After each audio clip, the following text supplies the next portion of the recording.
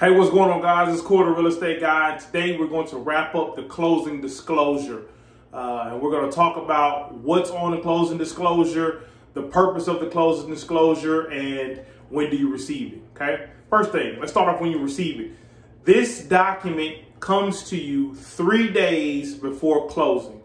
So what has happened is the lender has done all of the calculations as what is it going to take for this loan to actually close. You've been back and forth with sending in documentation.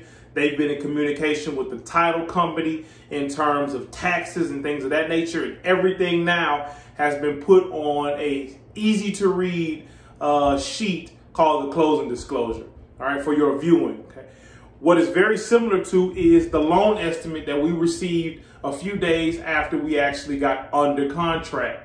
The loan estimate is another itemized document that looks almost identical to the closing disclosure of preliminary fees, okay? Taxes, insurance, cash to close, sellers part in the finances, buyers part in the finances, commissions, everything that has a dollar amount and is part of this transaction is on the loan estimate. And now we're comparing it to the closing disclosure now that we have final numbers. So it's almost identical to the loan estimate. Final numbers to close on the home. Itemized cost of any monies and how or what they pay for. 3 days before closing is when you receive it. It's important that you get that, okay? 3 days before closing.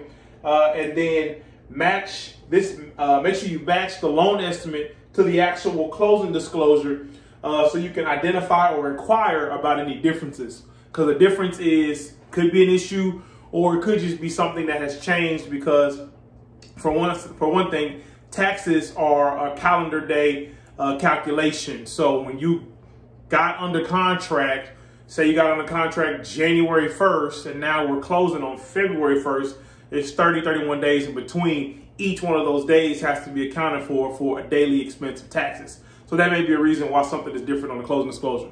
Also, any kind of monies that have been negotiated or renegotiated in terms of what the seller is going to be giving or not going to be giving, lender credits. It's a whole bunch of things that could happen to where those numbers aren't identical and they don't match. So we want to make sure when we receive this 3 days, you and I sit down and we review it, and we want to make sure that all of the funds are accounted for and we understand why they had to be paid for, when they were paid for, and to whom they were paid for. So it's Cory, the real estate guy, and we talked about the closing disclosure.